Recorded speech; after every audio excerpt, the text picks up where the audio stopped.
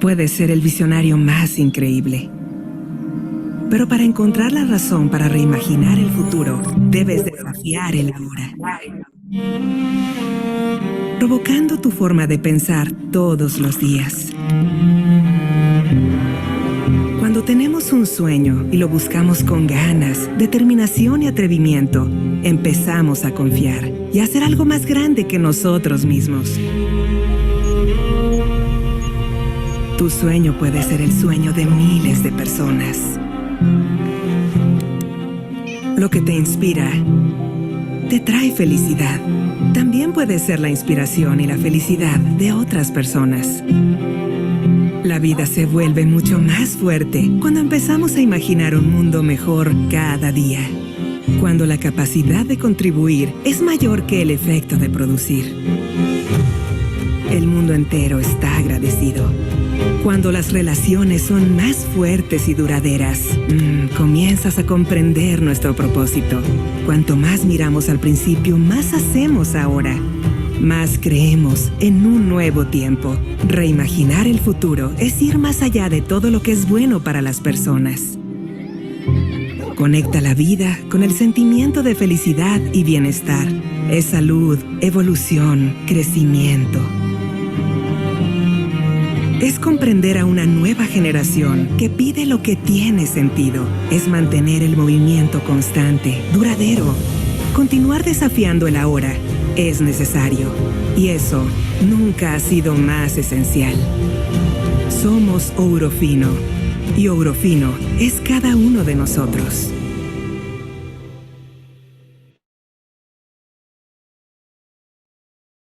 Buenas noches a todos, ¿cómo están? Es un gusto volver a estar aquí presente. Es un webinar nuestro más que llevábamos ya un buen tiempo que no realizábamos y hoy estamos con un tema muy interesante para todos ustedes. Contamos con la presencia de un excelente profesional, el doctor Francisco Varela Michel. Él es médico veterinario, tiene maestría en ciencias, especialidad en bovinos, 3 diplomados. 5 años en la práctica veterinaria en ganado bovino de carne, en pastoreo y confinamiento. 7 años profesor de farmacología en la UNAM. 17 años de experiencia en servicios técnicos en la industria farmacéutica de salud animal y actualmente es el especialista técnico de Ourofino para México en ganado de carne en confinamiento. Querido doctor Francisco, bienvenido a un webinar nuestro aquí, como siempre con nuestro aliado Ourofino, para todos los ganaderos y gente que se dedica al agronegocio, en especial a la pecuaria de corte. Está mudo, doctor, su micrófono. Lo siento. Es un gran gusto que me hayan invitado. Es todo un placer y privilegio estar aquí con un país hermano y profesionistas que apasionados de la misma materia que yo. Excelente, doctor. Bueno, para todos los que están ingresando en este momento a esta excelente charla que vamos a estar hablando de una de las principales enfermedades que tenemos en nuestro medio, doctor, cómo prevenirla y por qué prevenirla.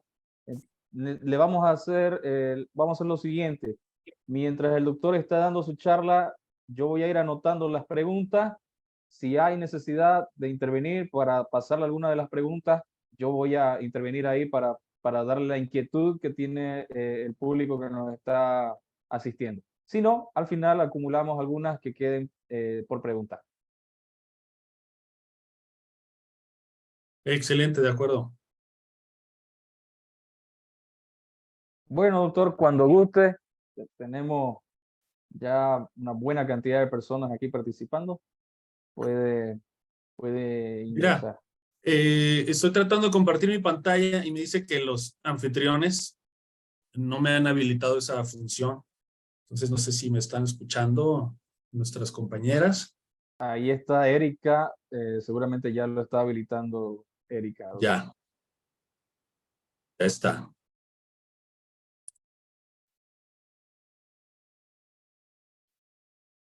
Ahora sí alcanzan a ver el título de la presentación. Sí, se ve toda la presentación inicial. Muy bien, pues damos inicio agradeciendo el espacio, el tiempo de todos los asistentes y ojalá que pueda yo aportar algo útil para la vida diaria y las actividades profesionales de cada quien. Esta charla, bueno, como ya lo dijo Carlos, es un tema por demás interesante, por demás común en los países en donde las explotaciones bovinas están en climas tropicales y subtropicales. Es especialmente relevante porque gran parte de los casos clínicos terminan en muerte, es decir, es una enfermedad o conjunto de enfermedades que puede ser mortal. Entonces, pues no hay más que explicar lo que puede dañarnos en cuanto a economía, ¿no? Espera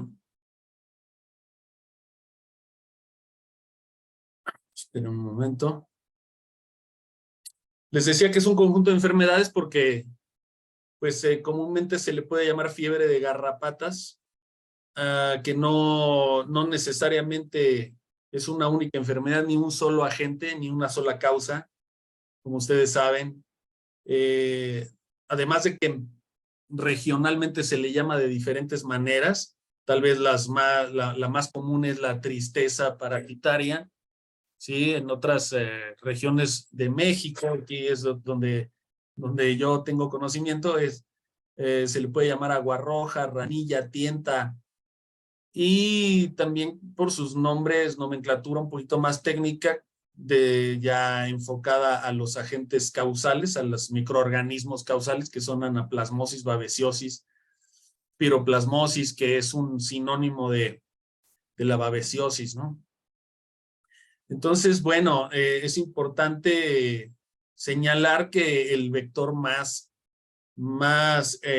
involucrado en la transmisión de estas enfermedades es la garrapata Haemophilus microplus, que tiene distribución mundial, y algunas otras garrapatas, o algunas otras especies de garrapatas ya se ha demostrado que también son vectores de estos microorganismos. Entonces, prácticamente cuando nosotros pensemos sospechemos de la presentación de estas enfermedades, pues necesariamente tenemos que preguntar qué tal está la situación poblacional de garrapatas y su control, ¿no? Entonces, bueno, para mencionar los tres organismos causales, Babesia bovis, Babesia bigemina y Anaplasma marginale. Hay otro hemoparásito que es Trypanosoma, sin embargo en México no hay presencia de ese microorganismo, no es una enfermedad importante acá, y además se sale un poquito del ámbito de las características de la fiebre de garrapata. Entonces vamos a enfocarnos en estos tres. Como podemos vislumbrar, pues es un tema muy amplio, puede ser muy complejo, hay muchísima investigación que se ha realizado al respecto durante varias décadas. Entonces yo lo que planteo es hacerlo o darles resúmenes de mis opiniones o de lo que yo he podido averiguar, investigar, y ofrecérselos de la manera más práctica, ¿no? Prácticamente trato de no meterme en situaciones demasiado técnicas, sino lo que nos da el tiempo y a lo que más beneficio nos da, que pueden ser cuestiones más prácticas y más rápidas. Doctor, Sí, con su adelante. permiso, ya que mencionaba sobre la tripanosomiasis, le comento que aquí sí la tenemos presente. Tenemos 2 tripanosomiasis. Me gustaría luego, después de que usted terminase su presentación, dar un muy brevísimo aporte al respecto. Excelente, claro que sí, con gusto. Sirve que aprendo de ustedes. Bueno, los hemoparásitos, también llamados hemotrópicos, dada su afinidad a estar en la sangre y sobre todo en las células, las principales células sanguíneas que son los eritrocitos, la mayoría de las veces están presentes ahí, han evolucionado después de siglos o quizás cientos, perdón, quizá milenios, han evolucionado de manera que habitan y se nutren de los glóbulos rojos. De manera muy breve, Anaplasma marginale o Anaplasma centrale, pues es una bacteria del orden de las rickettsias, que nosotros la podemos ver en un frotis sanguíneo, como lo están viendo en la imagen de arriba, un cuerpo redondo, casi perfectamente redondo, muy denso en su tinción y generalmente está situado en los márgenes, de ahí su nombre, en los márgenes de la célula. También puede ser que no esté en los márgenes, pero generalmente cerca de ellos. Abajo a la izquierda podemos ver Babesia bigémina. Esta ya no es una bacteria, sino que es un protozoario. Entonces la biología, la fisiología de estos microorganismos es diferente que las bacterias. Es por eso que no muchos agentes o quizá los tratamientos son diferentes en la mayoría de las veces para uno u otro. Babesia bigémina es un poquito más grande en tamaño generalmente que Babesia bovis que vemos a la derecha. Babesia, estas imágenes son de cultivos celulares, normalmente no son tan numerosas en un frotis.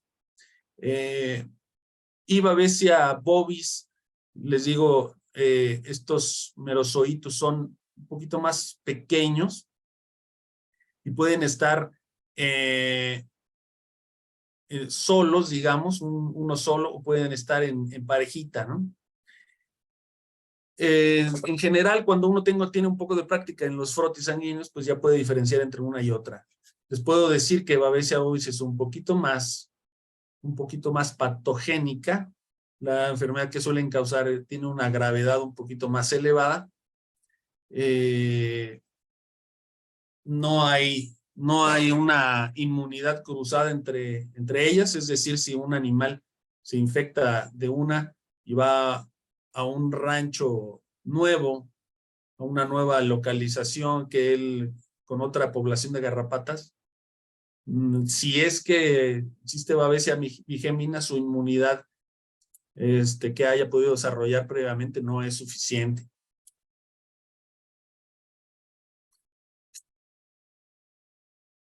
En términos generales, la enfermedad por hemoparásitos o la tristeza parasitaria, en un rancho de cría donde podemos ver imágenes similares a las que están viendo ustedes, hay un relativo bienestar si es que el rancho o la finca se lleva adecuadamente desde el punto de vista nutricional y si el clima lo permite, las instalaciones, etcétera. Generalmente los animales, la mayor parte del tiempo y del año, están en relativo bienestar. Entonces,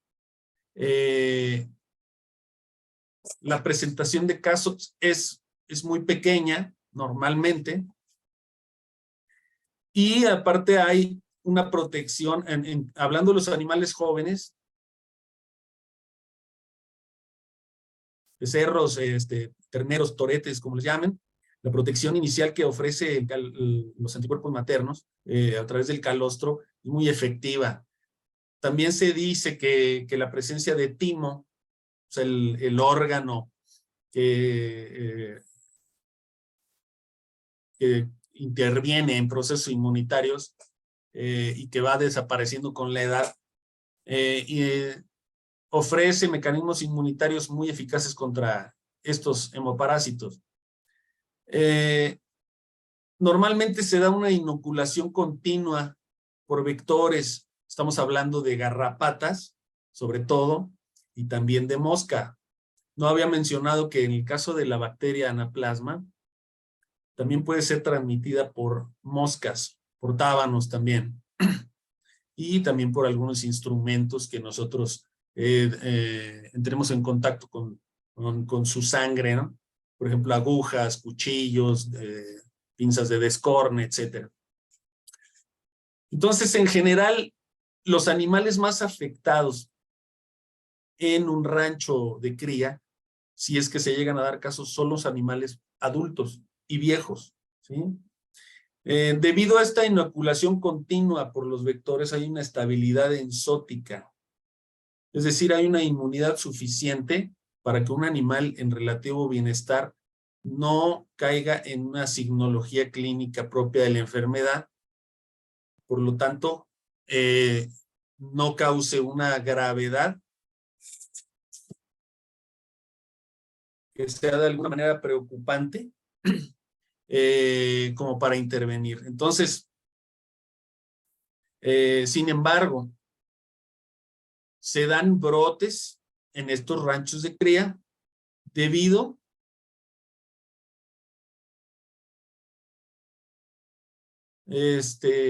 debido a una ruptura del bienestar o en general una presencia de estrés agudo, que puede ser incluso por una malnutrición, es decir, en una época donde la disponibilidad de alimentos sea menor, se puede llegar a dar este fenómeno de estrés y darse un brote.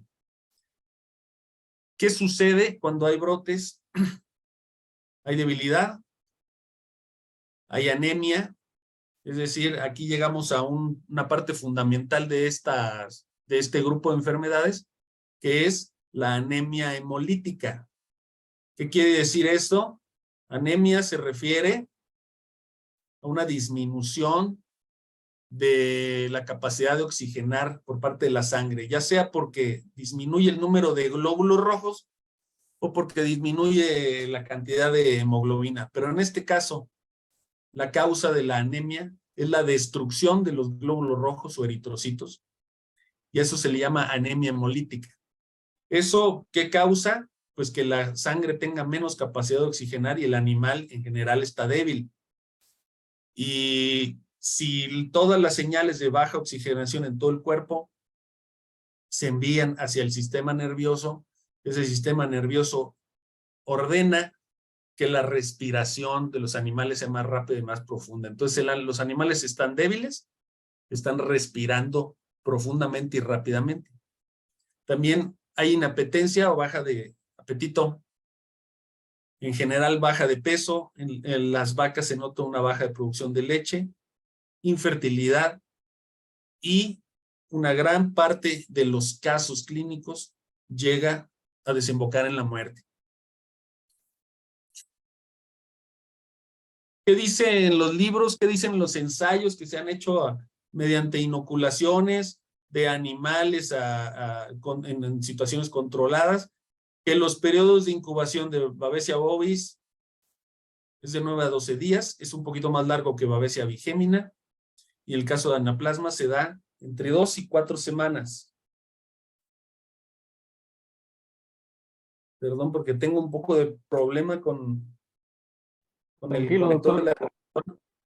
Tranquilo, doctor. Aquí yo quisiera hacer una breve intervención, Sí, solo adelante. para agregar algo importante aquí.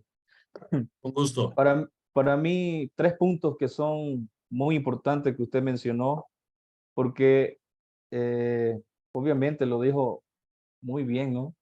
Hay técnicos que van a entender, pero también hay ganaderos aquí que probablemente no comprendieron una parte. El primer punto es el de la positividad de los animales.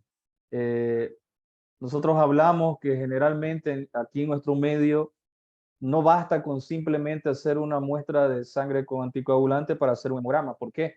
Porque muchas veces en el hemograma puede salir, el laboratorio va a colocar así una cruz, 2 cruces o 3 cruces, solo para que quien lo lea se dé cuenta si está leve, moderado o grave en cuanto a la presencia de estos hemoparásitos. Sin embargo, para decirlo de una forma un poco grosera, nuestros animales conviven con la enfermedad porque es parte o sea, se transmite constantemente. Entonces, no siempre cuando vemos cuadros de tristeza, quiere decir que apareció la enfermedad, sino que simplemente, y aquí viene el segundo punto que usted mencionó, cuando hay una inmunodepresión, como por ejemplo el transporte de animales de una propiedad a otra, un manejo inadecuado en el corral, el destete, por ejemplo, que es altamente estresante, ¿no? Estos factores van a hacer que se inmunodepriman los animales y la enfermedad que ya está, los agentes etiológicos ya están presentes en el animal, tengan la oportunidad de multiplicarse y provocar un brote. Esos son los primeros dos Correcto. puntos. Y el tercer punto, que es muy importante aquí mencionar, el periodo de incubación pasa muchas veces desapercibido en los campos. Muchos productores desconocen qué es un periodo de incubación de una enfermedad y entonces llegan animales nuevos a una finca. Por ejemplo, aquí hay muchas fincas, doctor, que se dedican a comprar destete de 500 kilómetros de distancia, compran el destete, llegan acá y de hecho son destetes de una región pantanosa, en donde además es endémica la tripanosomiasis. Llegan los animales, le dan solo un día de descanso para que se hidraten y al día siguiente trabajan con protocolos sanitarios, con medicamentos. Por eso es que nosotros, considerando ese periodo de incubación de Babesia bovis, Babesia bigémina y anaplasmosis, es que recomendamos un periodo de cuarentena mínimo, así mínimo, el mínimo, digámoslo así, de 7 días, ¿no? De 7 a 15 días es un periodo recomendado en dependencia de qué tan largo sea ese transporte, qué tan golpeados lleguen los animales con el cortisol y con el nivel de estrés y la inmunodepresión. Entonces, esos son los 3 puntos que yo quería recalcar de sus 2 diapositivas, doctor. Sí, muy bien. De hecho, un poco más adelante vamos a hablar de algunas de esas situaciones que mencionas. Entonces, les decía precisamente que los libros nos mencionan estos periodos de incubación. ¿Qué quiere decir el periodo de incubación? Cuando entran en contacto con el microorganismo a través del piquete de garrapata o piquete de mosca o heridas por nuestros instrumentos, en el caso de anaplasma. A los 9 días, en el primer caso, se da una fiebre. A los pocos días posteriores podemos ver a los animales anémicos. Puede ser que estén pálidos o si le sacamos sangre, ver que la sangre tiene menos cantidad de glóbulos rojos. Eso es el tiempo que transcurre entre el contacto y la aparición de los primeros signos. Y las muertes, bueno, después de la fiebre, que normalmente es el primer signo que puede aparecer en los animales, de 4 a 10 días después, el animal puede morir. ¿Qué quiere decir esto? Que nosotros debemos de intervenir si es que sospechamos de esa enfermedad, tratar de hacer lo posible por confirmar que es la enfermedad y mientras tanto hacer los tratamientos. Esto nos da una idea, al ser una enfermedad probablemente mortal, nos da una idea pues muy, muy fuerte de la importancia de una prevención. Vamos a hablar un poquito más adelante de algunas de las cosas que nos mencionó Carlos.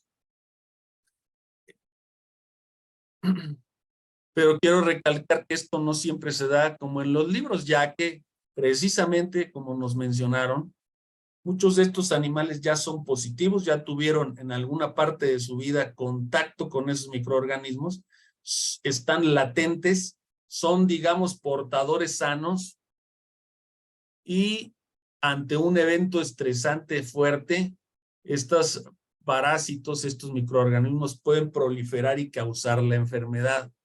Yo siempre pongo algún ejemplo, pues fuera de la veterinaria, sino más bien de alguna enfermedad que nos ocurre a los humanos, como es el herpes labial, los fuegos, le decimos en México, no sé cómo le digan allá, pero cuando uno contrae herpes virus de ese tipo, normalmente eres portador sano toda la vida. Cuando hay algún evento estresante o alguna enfermedad tipo gripe o te resfrías no comiste bien, no dormiste bien algunos días, los fuegos brotan. Eso es algo parecido de lo que ocurre aquí. Eres portador sano y la enfermedad se expresa cuando tiene oportunidad.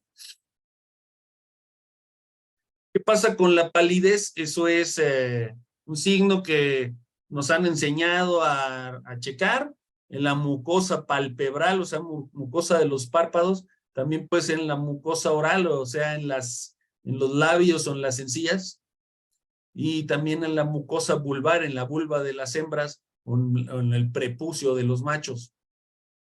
Ese puede ser de utilidad, sin embargo, no todos los animales anémicos están pálidos y no todos los pálidos están anémicos.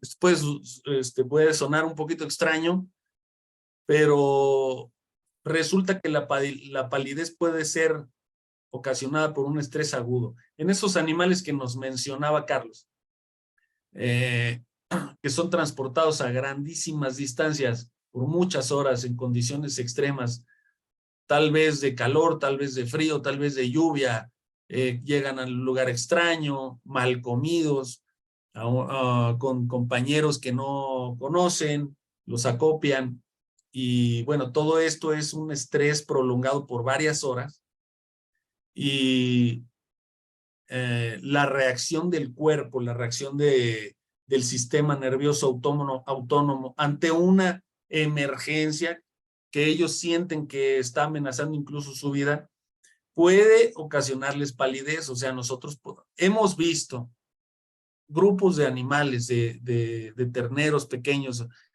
por ahí de 180, 200 kilos. Recuerdo un grupo de 120 animales y los checamos a todos, les checamos las mucosas y 80 de ellos estaban pálidos. Sin embargo, de esos, no todos estaban anémicos. Entonces, solo les quiero comentar que no se confíen, y aparte puede ser bueno, ¿no? Porque yo siempre he dicho, si un animal ya está pálido por anemia, pues tiene un estadio de la enfermedad ya un poco avanzado, del cual es más difícil recuperarlo con una terapia veterinaria, ¿sí? Se puede hacer frotis y hematocrito. La verdad es que esto es muy sencillo, simplemente hay que dedicarse a conseguir el material para hacerlo. No es nada caro, tampoco es muy difícil. Espero que lo tengan disponible en sus zonas, con veterinarios que sepan hacerlo.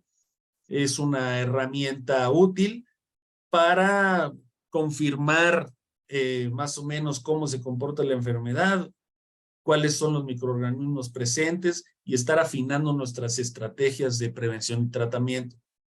Aquí pueden ver estos tubos capilares donde metemos sangre, los centrifugamos.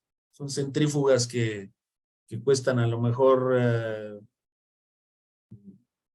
$80, es decir, no cuesta nada. Y verán cómo algunos, ya después de centrifugada, los eritrocitos, las células rojas, se compactan. Entonces vean cómo las alturas de los paquetes celulares, así se les llama, son diferentes entre todos estos animales, y algunos de estos animales están anémicos. No todos, ¿verdad? Dependiendo del rango. O sea, cuando es abajo del 25% del volumen, es decir, una cuarta parte, cuando este paquete rojo es menor a una cuarta parte del total del volumen, el animal está anémico. Cuando es abajo de un 16%, ya necesita una transfusión sanguínea, que también, si los veterinarios locales se abocan a conseguir material para realizarla, tampoco es difícil. Vean cómo algunos de los plasmas que vemos aquí están incluso rojos. Esto es característico de la babesiosis, o la piroplasmosis, o sea, la anemia hemolítica causada por los organismos Babesia, porque destruyan a los eritrocitos cuando están circulando, se libera la hemoglobina que es roja, y eso tiñe tanto su plasma como su orina, por eso se ve orina roja. En el caso del anaplasma podríamos ver estos plasmas amarillos, porque el anaplasma no se destruye en los vasos sanguíneos, se destruye más bien cuando los eritrocitos están deformes y pasan por el vaso, el órgano que tenemos que se llama vaso, lo detecta que tiene eritrocitos con un defecto, los destruye, pero da tiempo a procesar esa hemoglobina en otros pigmentos, sobre todo amarillos. Entonces el suero y la orina pueden ser amarillas, también los animales en sus mucosas se tornan amarillos.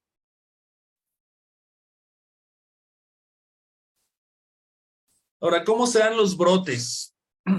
Se ha visto o se ve, es más, ustedes mismos lo ven cotidianamente, que los casos clínicos se dan en relación con la población de garrapatas. Esta es una gráfica en una zona de México, y ven aquí los meses, ¿verdad? Enero, febrero, marzo, abril, mayo, junio, y estas columnas blancas son el número de teleógenas, esos son garrapatas gordas, repletas, de las más grandes, el número encontrado por animal, en promedio, más de 80. Digamos que esto cambia a lo largo del tiempo, ¿verdad? Estas columnas blancas son de animales con más casta europea, o sea, Bos taurus, que Bos indicus. Se ve aquí claramente porque es incluso ranchos vecinos con poblaciones de garrapatas muy similares, que los animales con más Bos indicus, con más cebú, son resistentes y normalmente tienen menores poblaciones de garrapatas. Pero esta gráfica sirve para observar que a través del tiempo la presencia de garrapatas cambia, como ustedes saben, ¿no? Normalmente se relaciona con calor, un buen clima para ellas, una buena humedad sin llegar a ser un clima demasiado lluvioso. Por ejemplo, aquí en México, en el mes de agosto, julio y agosto son meses muy lluviosos, y a pesar de que sean muy calurosos, la población de garrapatas no es tan alta por la lluvia, ¿sí? Normalmente las garrapatas se crían en el suelo debe estar relativamente, pues, ni tan húmedo ni tan seco, sombreado, etcétera. Entonces, en fin, la población de las garrapatas cambia con el tiempo, y los casos clínicos de tristeza se dan normalmente cuando hay más garrapatas.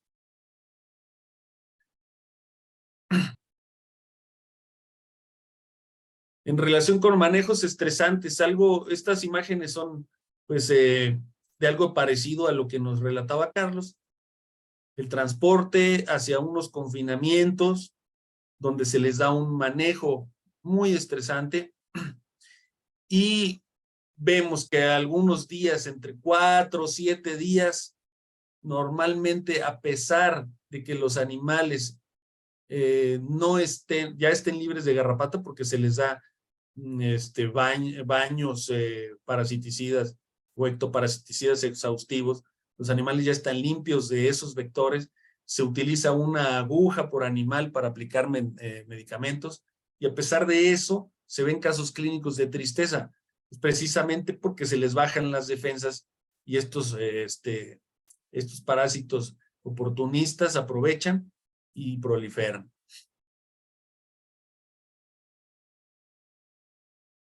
Cuando se da otro caso en el que se dan los brotes, en introducción de animales susceptibles, como ya habíamos hablado, a ranchos nuevos, nuevas poblaciones de garrapatas, donde probablemente tengan nuevas poblaciones de babesia o de anaplasma, microorganismos que ellos no conocen, para los cuales no tienen defensas.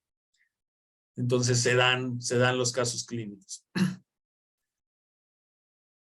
Otros casos curiosos, por así decirlo, en México hay ciertas zonas con ranchos lecheros con vacas Holstein o holandesas, y a pesar de que tengan relativo bienestar, estén en pastoreo, en una buena época con forraje disponible, algunas de estas vacas al posparto presentan la tristeza y muchas de ellas mueren. Esto es porque el parto es un evento estresante. Ellas son altas productoras. Digamos, estas vacas a lo mejor no alcanzan a ver, pero tienen una genética muy buena y tienen una exigencia productiva. Nosotros decimos que en esa zona la genética va mucho más avanzada que la disponibilidad de alimento. Entonces, en el posparto y en la subida de producción de leche es un evento demasiado estresante, provocada por una nutrición a lo mejor pobre. Entonces, esto se da, y la manera de combatir eso es pues prevenir desde el punto de vista nutricional, ¿no? ¿Qué otras medidas hay para prevenir? Recuerden que esta charla se enfoca en la prevención, más que nada. Vacunas, no sé si tengan disponibles vacunas en Bolivia.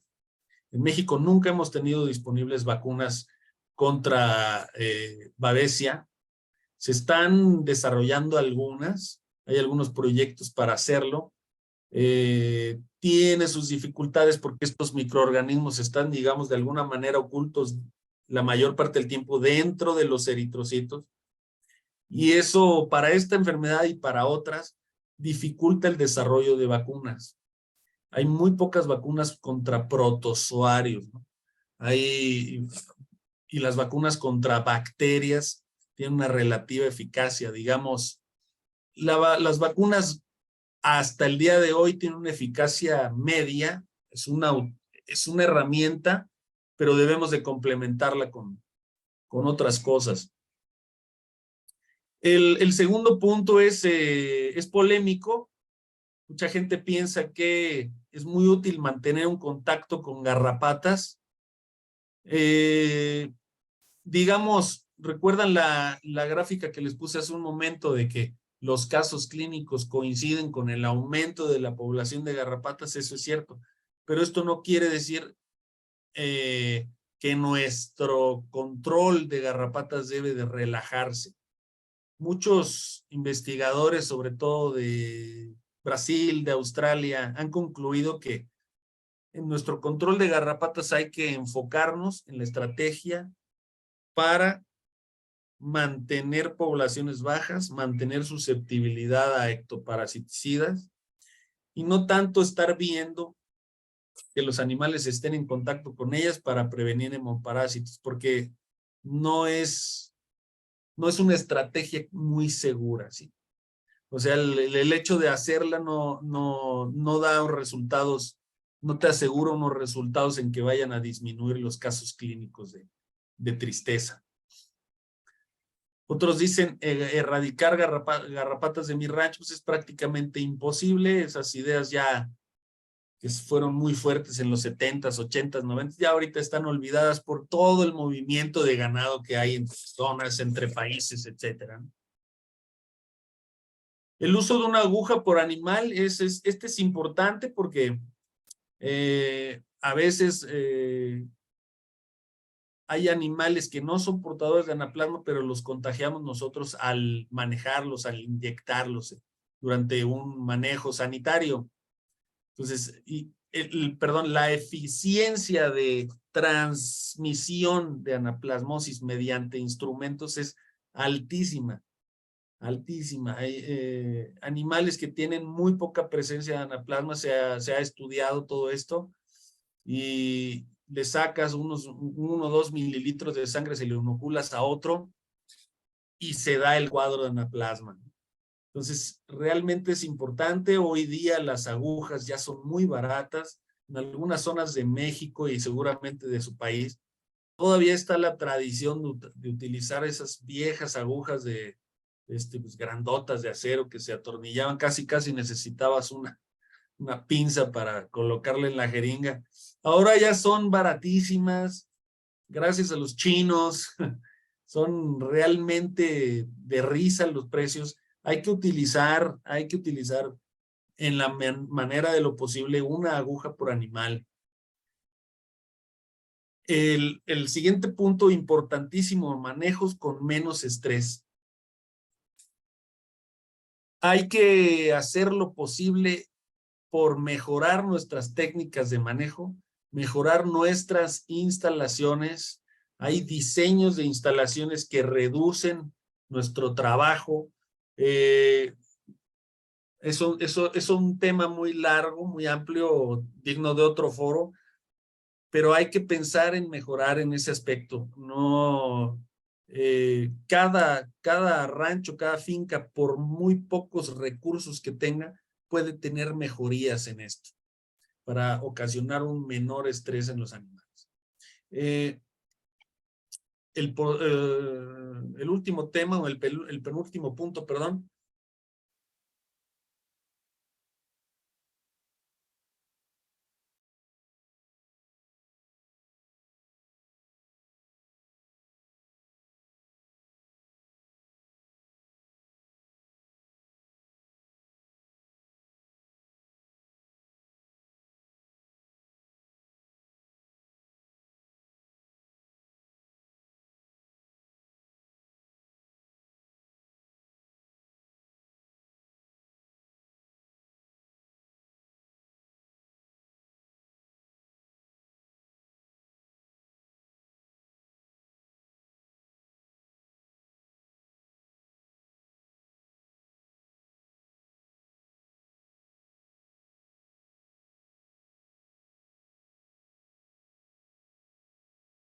Parece que cayó la señal del doctor. Vamos a esperar que él ingrese.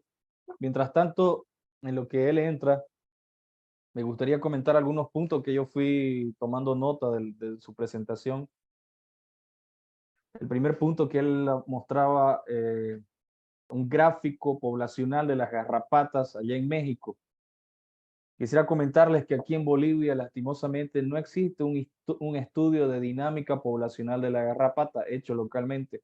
Por lo tanto, no hay nada que demuestre cuáles son los tipos de garrapatas, ¿ya? Y en cuáles momentos están en mayor concentración en nuestras diversas áreas. Entonces, tenemos ambientes muy distintos dentro de Santa Cruz y dentro de toda Bolivia. Sin embargo, por estar en la franja, por ejemplo, de Brasil Central, nos basamos básicamente en los estudios que hay hechos por Embrapa de dinámica poblacional y control de ectoparásitos. Entonces, pero no deja de ser un tema muy interesante para a estudiantes que seguramente nos están viendo, o profesores de las universidades que nos están viendo, o incluso algún productor que quisiese financiar algún estudio al respecto. De manera general, decimos que la garrapata necesita temperatura, humedad para poder eclosionar las larvas y entrar en estado de multiplicación. Por lo tanto, normalmente está asociada a la curva de las lluvias.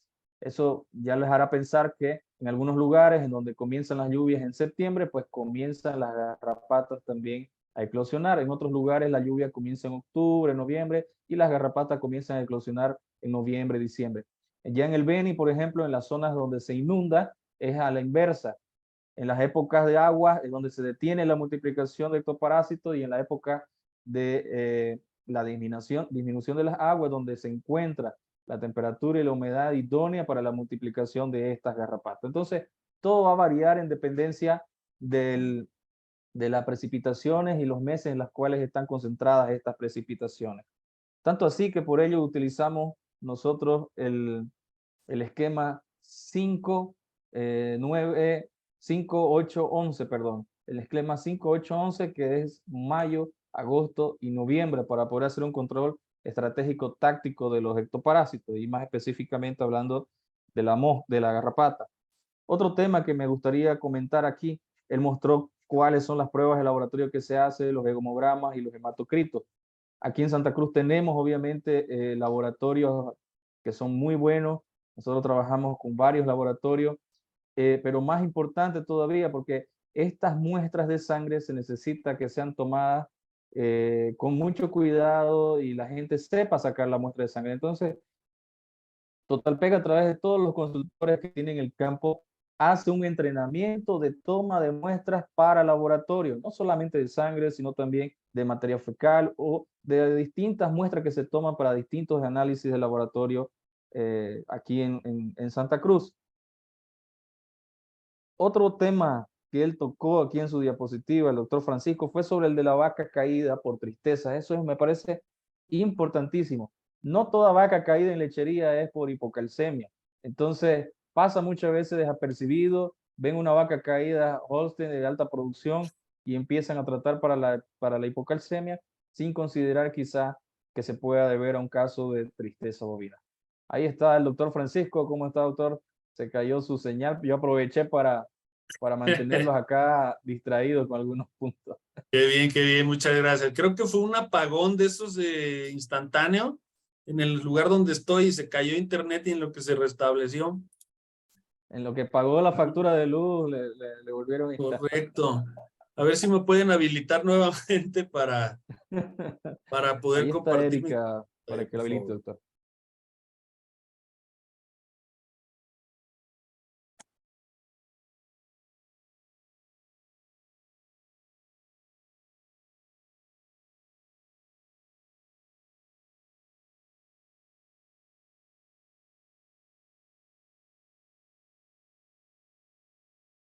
Muy bien, entonces, mira,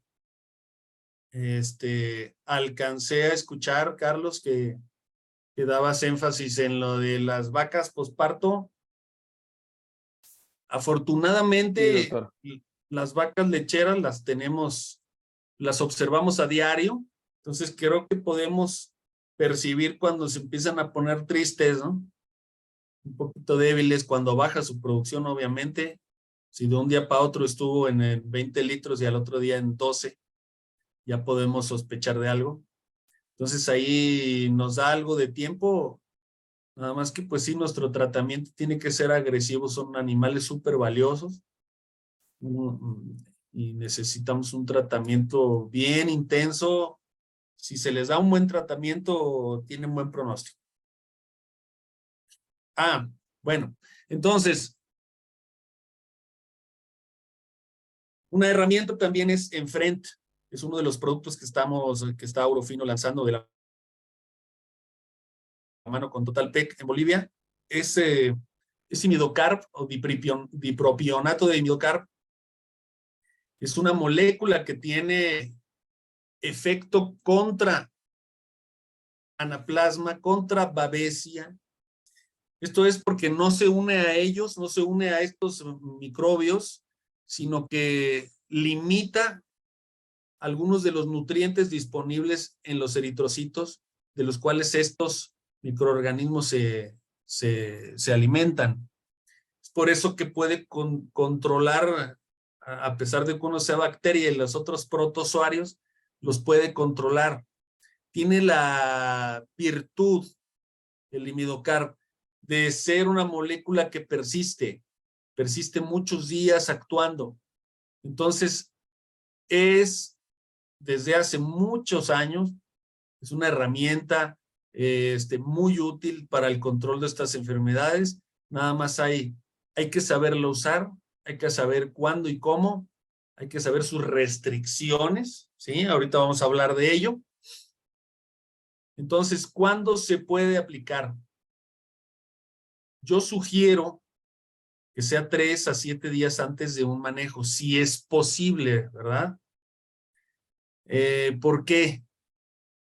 Porque los animales estresados, vean el último punto, recién transportados, asoleados, deshidratados, destetados, están pasando por momentos fisiológicos que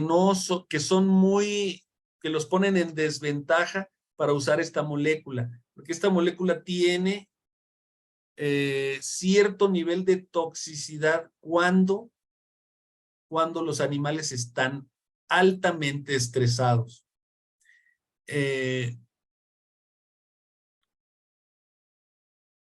Miren, se los voy a explicar de la manera más simple posible. Cuando inyectamos imidocarb, cuando inyectamos este medicamento, en la sangre se da un pico, digamos la concentración más alta de imidocarbo en la sangre, y durante esto los animales están susceptibles a presentar efectos adversos indeseables. No es que los animales vayan a morir, sino que los animales tienen salivación, tienen algún temblor, pueden tener diarrea, y eso es transitorio, dura algunas horas y normalmente los animales se recuperan. ¿Pero por qué se da esto? Hay un sistema nervioso autónomo.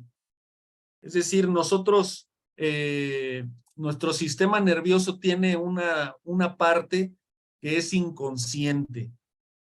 Nosotros cuando escuchamos, olemos, vemos, fuera de nuestro razonamiento, nuestro sistema nervioso se da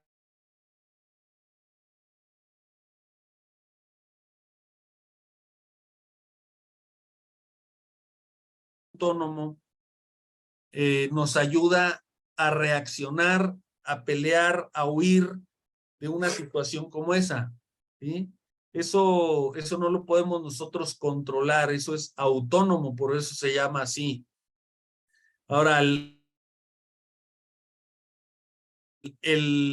la sustancia que en los animales y en nosotros actúa en esas situaciones es la adrenalina, ustedes lo saben. A ver, esta situación me causó adrenalina, ¿y qué pasó? Empecé a sudar, el corazón se me aceleró, la respiración, incluso la vista se me agudizó. Pero si esto es muy controlado, esto puede causarnos ansiedad crónica, digamos. En los animales, cuando no fue un susto de que los espantamos, los lazamos y después lo dejamos libre, es un estrés continuo, un manejo por varias horas. Entonces, está activo su adrenalina. Dentro del sistema nervioso hay otra sustancia que se llama acetilcolina, algunos lo verán familiar, otros no, pero es la contraparte de la adrenalina. Cuando tienes liberación de adrenalina, tiene que llegar la acetilcolina para causar los efectos contrarios, ¿sí? Entonces, un animal estresado tiene esas dos sustancias, digamos que tratando de controlar, una estimular y la otra controlar. Y imidocarb tiene un efecto parecido a la acetilcolina. Todo este rollo, decimos los mexicanos, todo este cuento largo que les estoy contando, es para advertir que no utilicen en la medida de lo posible, sí lo pueden utilizar, pero en la medida de lo posible, evitar el uso de Enfrent en animales demasiado estresados, ¿sí? Por eso es que yo, acá atrás, sugiero que si vamos a hacer un manejo, si vamos a hacer un destete, un transporte, etcétera, y es en épocas cuando, digamos, ustedes, ya vimos que es más probable cuando la población de garrapatas y mosca está más alta. Cuando todas varias de estas situaciones se juntan, es mejor aplicarlo 3 a 7 días antes para prevenir la situación de la presentación de tristeza. Por ejemplo, también cuando se van a transportar destetes hacia otro rancho, es mejor aplicar en el rancho de origen y no en el rancho llegando, en el rancho destino, ¿sí? Ahora, esto es importante, lo que dice aquí abajo, no usar con pesticidas, porque algunos pesticidas, sobre todo organofosforados, tienen acción promueven la acción de la acetilcolina, es decir, se suma la acción del pesticida con el imidocarb. Entonces hay que evitar en el manejo se utilice un baño, digamos, garrapaticida, es mejor esperar algunos días. Con unos pocos días es suficiente. Aquí les estoy señalando que el pico de concentración dura poco. Miren, aquí están las 20 horas y ya el pico es más o menos está en una escala logarítmica, así es que es como la 10ª parte. Y vean los días siguientes, aquí estamos en el 40 y tantos, estos son los 2 días siguientes, ya realmente las concentraciones son muy bajitas, ¿sí? Es simplemente evitar que los animales estén estresados al momento de la inyección. Ahora, este es otro punto importante. La profilaxis de Enfrent, de la molécula imidocar, se da por 5 a 6 semanas. ¿Qué es profilaxis? O sea, su presencia suficiente para prevenir la presentación clínica de la tristeza. ¿Y por qué? Si ustedes me preguntarán, estas concentraciones en la sangre ya están bajitas, resulta que el imidocar se acumula en el hígado, también un poco en el riñón. Entonces, esos órganos sirven como almacén, como depósito de la molécula por muchas semanas. Entonces, una aplicación normalmente es suficiente para la prevención del manejo, del estrés, de la época que ustedes determinen en que se puede presentar la tristeza. Una inyección preventiva normalmente es suficiente. Cuando se utiliza imidocar, obviamente la presentación de casos es mucho menor y si se llegan a dar casos son más leves.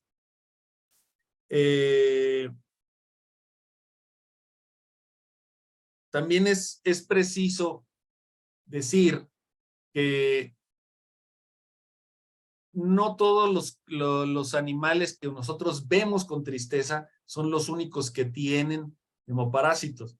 También hay ciertos grados de enfermedad. Hay animales que están un poco débiles sin llegar a presentar la enfermedad, como los libros la indican.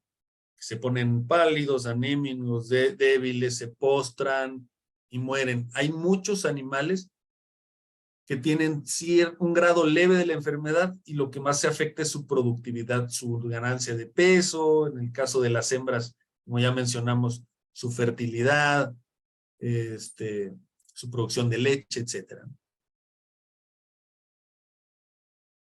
Esto es lo que yo les traje, espero haber aportado y espero que dé pie a comentarios y preguntas. Seguramente serán muy interesantes y estamos aquí para tratar de aportar más.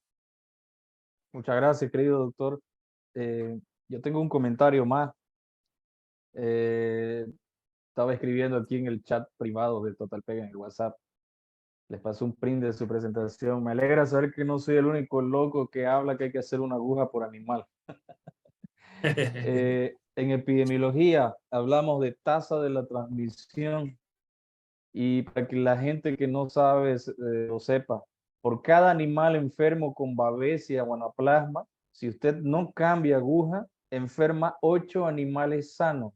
Entonces, esa es la tasa de la transmisión cuando se malacostumbra uno a usar una aguja, Dios sabe hasta cuándo, ¿no? A veces hasta que se rompa. Entonces, es bueno tomar eso en consideración. Solo que también, por otro lado, sabemos que muchas veces en las propiedades uno va y lo primero que una de las primeras preguntas que siempre hago es ¿cada cuántos animales cambian aguja? Y dentro del paquete de entrenamientos que damos en el campo, damos entrenamiento en manejo racional y en aplicación de medicamentos. Les recomendamos entrenarse como equipo. Entonces, si ustedes hacen una aguja para 25 animales, por dar un ejemplo, pongan ustedes la meta. Para el próximo manejo, ¿cada cuántos animales cambian? Cada 20, perfecto. Para el próximo, ¿cada cuánto? Cada 15, perfecto. Y así sucesivamente hasta que vayan adquiriendo esa costumbre. Y no es solamente teoría, es práctica. Nosotros lo hemos hecho en propiedades de 9,000, 12,000 cabezas de ganado. Usar una aguja por animal se puede hacer. vacunando en el cepo, trabajando los animales bien trabajados, y eso es garantía, ¿no, doctor? De que no solamente vamos a inyectar los animales, sino que vamos a inyectar y va a funcionar. Bien, Y aquí hay unas preguntas, doctor. Le voy a ir leyendo algunas. Eh, ¿Qué opina sobre el uso del fluazurón en el control de garrapatas en pastura y colocar una dosis preventiva específica para los animales en un rango de 90 días? Me parece que está preguntando, haciendo dos preguntas. Primero, sobre el uso del fluazurón para el control de garrapatas y segundo, usar una dosis de imidocarp para un tiempo de 90 días. bueno, la molécula fluazurón pues ha llegado a ser una alternativa importantísima en el control de garrapatas, por lo menos en mi país, debido al que el uso intensivo de otras moléculas u otros grupos hace que tengamos presencia y resistencia tremenda, muy extendida. También las garrapatas son susceptibles, por ejemplo, a la ivermectina. También lo usamos como adyuvante, utilizamos también fipronil. Sin embargo, tanto de la ivermectina como del fipronil han disminuido también su efectividad en ciertas zonas, y fluazurón, a pesar de que ya lleva algunos años que se liberaron los genéricos y hay más disponibilidad de producto, su efectividad sigue siendo muy buena. Cabe mencionar que es compatible perfectamente con utilizar imidocarbo al mismo tiempo. Este es digamos, es un pesticida que no se cruza con la toxicidad con enfrente. Y nada más hay que saberlo usar, fluazurón, ¿verdad? No es un producto que mate inmediatamente a las garrapatas, sino que disminuye su capacidad de formación de exoesqueleto. Eso hace que tengas que hacer un programa ya recibirán asesoría correspondiente, pero tiene que hacer una aplicación y un programa de cuántas aplicaciones y cada cuándo las vas a utilizar. Los resultados son fenomenales, ¿no? Normalmente, la gran mayoría de las veces son espectaculares. La segunda pregunta de la aplicación de imidocarb para 90 días, bueno, es que depende. Se ha estudiado, Se ha estudiado que son estudios que tienen más de 40 años, que aplican imidocarb y luego hacen inoculación de babesia, digamos, a los 7 días, 14 y luego cada 20 días hasta llegar a 91. Normalmente no dura tanto la profilaxis, dura entre 5 y 6 semanas nada más. Pero si las condiciones en tu rancho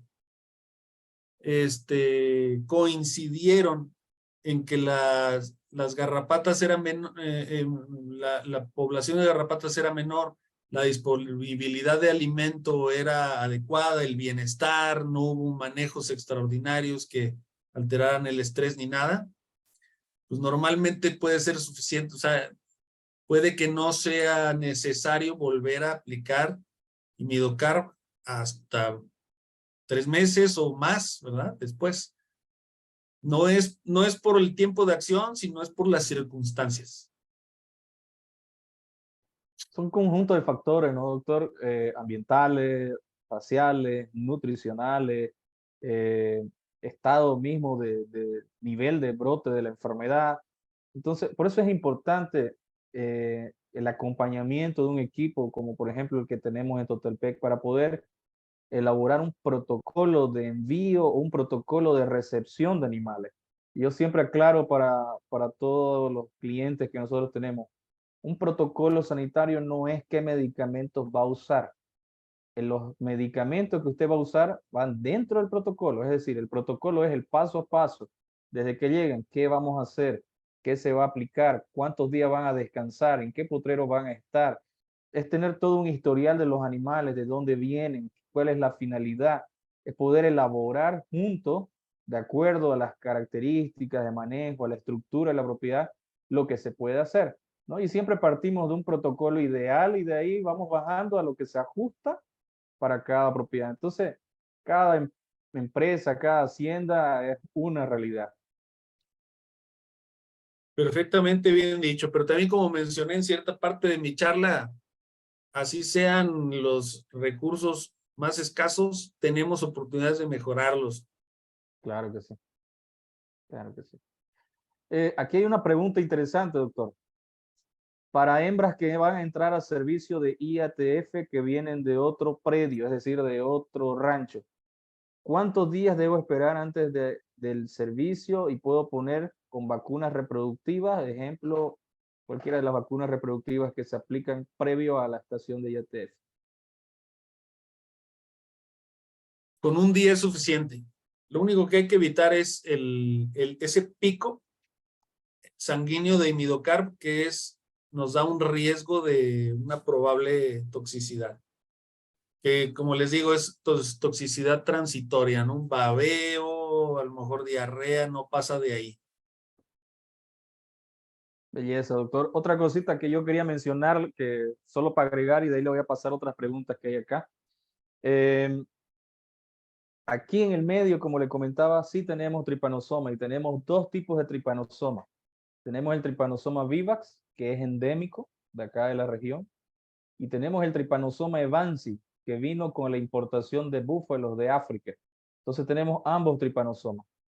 En ese gráfico que usted mostró sobre el pico de acción del imidocarb, yo estaba leyendo abajo que hablaba de la dosis que se maneja de 3 miligramos. Entonces, es muy importante porque aquí se habla de hacer dosis preventivas y dosis terapéuticas, pero cuando hablamos de dosis preventiva, no debemos olvidarnos que la dosis que es preventiva para tripanosoma es justamente esa, es 3 miligramos, o sea, de 3 a 5 miligramos es lo que hablamos de usar el imidocarb.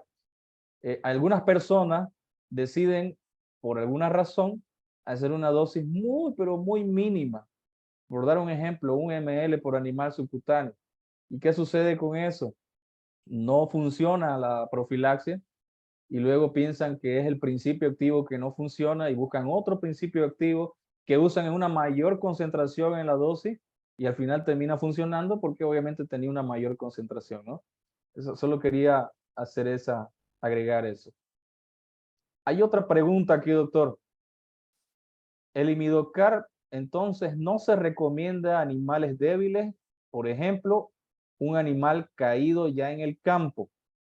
¿Se recomendaría usar ahí el imidocarb o se recomendaría usar una oxitetraciclina o un diaceturato? Yo en un caso clínico prefiero usar oxitetraciclina y diaceturato y también puede ser alguna fluoroquinolona que también tienen espectro contra anaplasma. Por la razón de que esos animales caídos seguramente tienen un grado de anemia grave y están estresados.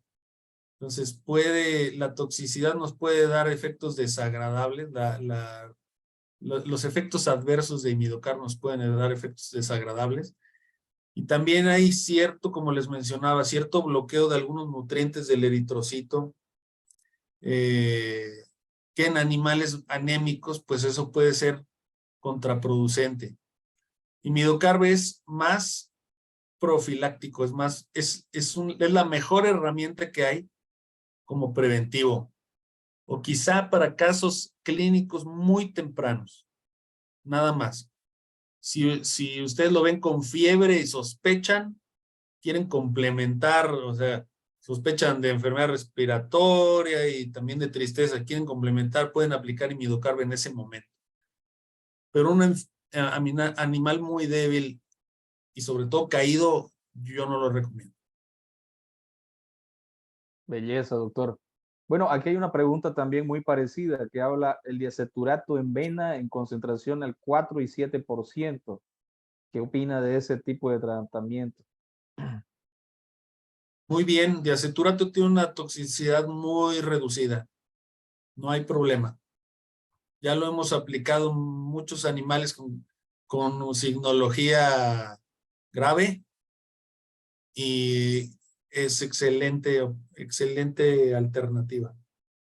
Nada más que, bueno, diaceturato tiene espectro contra babesia y contra trypanosoma, pero no contra anaplasma, ¿sí?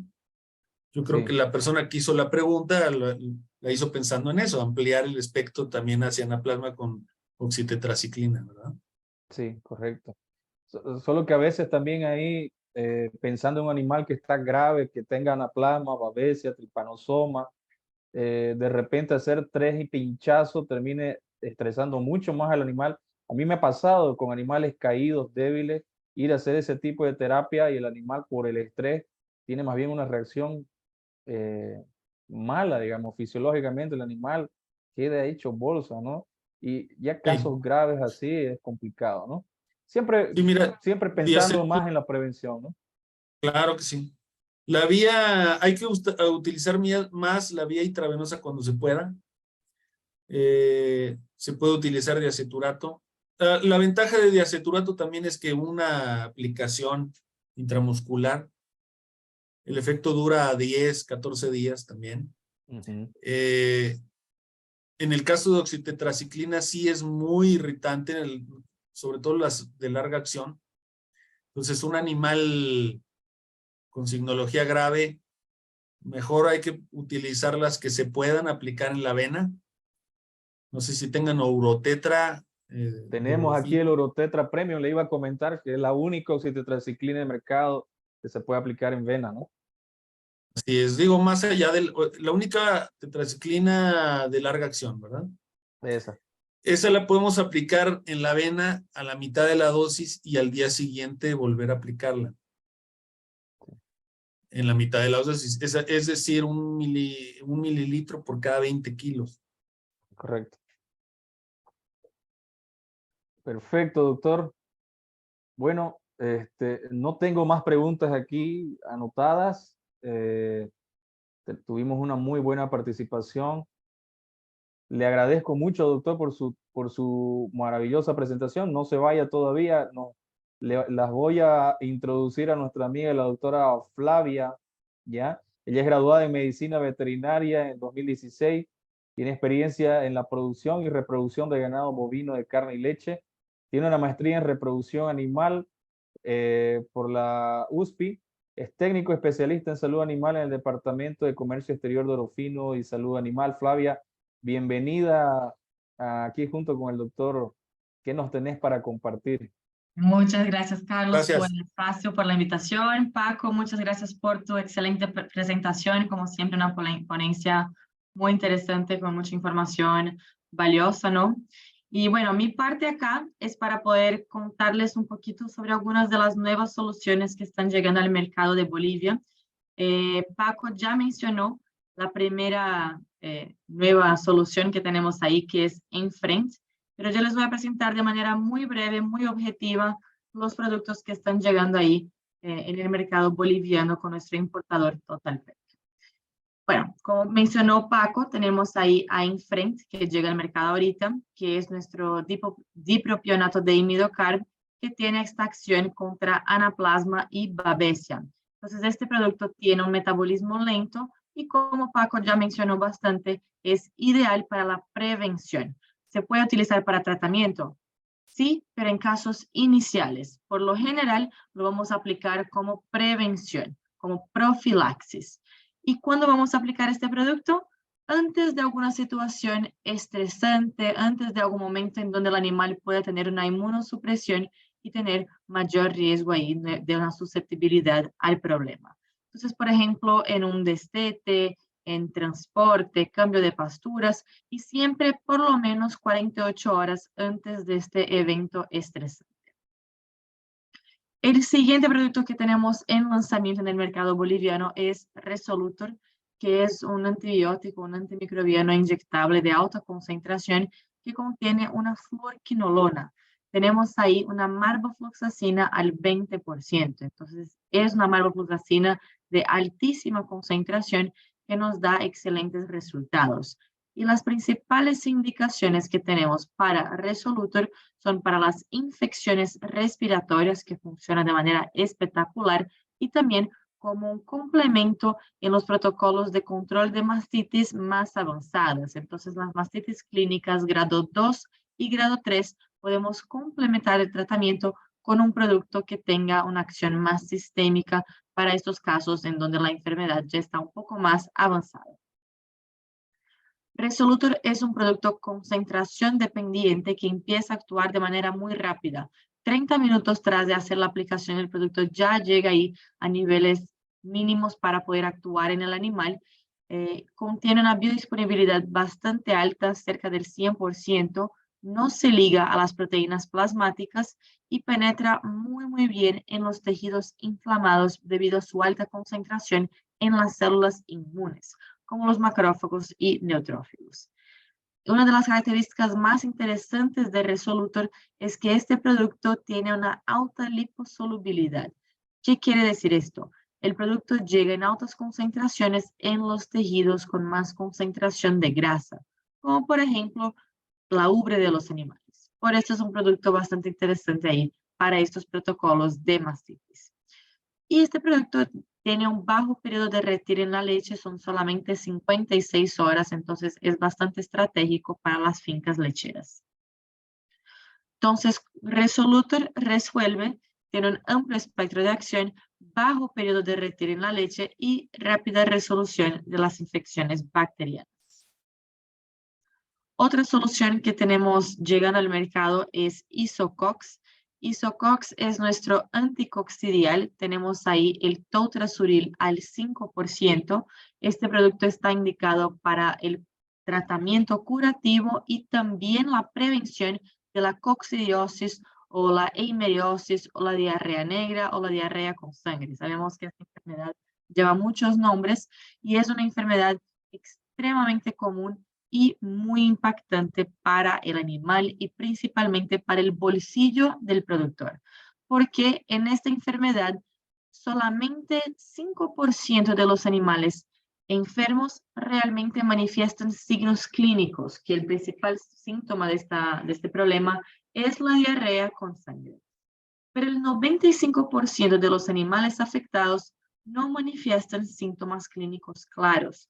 La única cosa que podemos percibir en estos animales es una reducción en su desempeño zootécnico, en su ganancia de peso. Pero clínicamente el animal aparentemente está bien. Entonces es una enfermedad que consideramos como silenciosa porque no identificamos en todos los animales y por eso es tan importante prevenir. Y este producto es un producto que debe ser aplicado por la vía oral y tiene alta palatabilidad. Otra característica súper interesante de Isocox es que tenemos una tecnología muy especial con este producto que llamamos de tecnología coloidal de suspensión. ¿Qué quiere decir eso? La molécula del toltrasuril adentro del frasco de Isocox está homogéneamente dispersa en el vehículo. Entonces, debido a esta tecnología de suspensión, tenemos ahí la molécula suspensa en el vehículo, garantizando una perfecta homogenización. Además, el producto viene con un tamaño ideal de partícula. La gran mayoría de los toltrasuriles ahí disponibles en el mercado tienen partículas con más de 90 micras o menos de 10 micras. Y esto puede ser un problema porque estas partículas muy grandes o muy pequeñas tienen la tendencia de agregarse y no tener buena biodisponibilidad y muchas veces no tener buena homogenización adentro del frasco. Entonces, Isocox posee ahí una partícula de más o menos 20 micras que es considerado lo ideal para una mejor absorción, mayor biodisponibilidad y alta estabilidad. Entonces, Isocox previene y trata la diarrea causada por la coccidiosis con una sola dosis. Y como ya había comentado, para prevenir es siempre la mejor opción. Otro lanzamiento que tenemos ahí es Ciprolac, que es una jeringa intramamaria a base de ciprofloxacina, que es una formulación inédita para uso intramamario. ¿Qué quiere decir esto? Que tenemos un producto que nos permite ahí una alta biodisponibilidad en la glándula mamaria, tenemos un bajo periodo de retiro, solamente 48 horas, alta sensibilidad bacteriana, un principio activo exclusivo, es algo inédito en el mercado, no requiere refrigeración y puede ser utilizado en las terapias convencionales y extendidas. Y la última solución que les voy a presentar es Ciprolac Vaca Seca, que sería un producto muy parecido con Ciprolac, pero que tiene como indicación el uso del periodo de secado de los animales, porque justamente es un producto de largo periodo de acción. El Ciprolac Vaca Seca protege a los animales contra la mastitis durante todo el periodo seco. Ciprolac Vaca Seca tiene un periodo de acción de más o menos 59-60 días. Entonces, realmente va a proteger el animal durante todo el periodo seco. Entonces, tenemos una excelente herramienta llegando ahí para el mercado boliviano. Bueno, no una, sino varias, ¿no? Bueno, fue bastante rápido, solo para poder comentar un poco con ustedes de estas nuevas soluciones que están llegando. Cualquier duda que tengan sobre los productos, sobre cómo utilizar, cuándo utilizar, para qué sirve y las indicaciones de mejores momentos para aplicar, el equipo de Orofino y el equipo de TotalPEC están a sus órdenes para lo que necesiten. Cuenten con nuestro apoyo y ojalá tengan muy buenos resultados con estas nuevas soluciones. Muchas gracias, Flavia. Muchas gracias, doctor Francisco.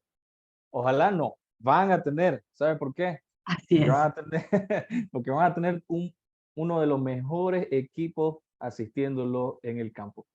Y yo quiero hacer recuerdo a las personas que nos están viendo en este momento que mientras dure el ciclo 45 de la vacunación de fiebre aftosa, nosotros continuamos con nuestra gran promoción de cashback de hasta el 25%.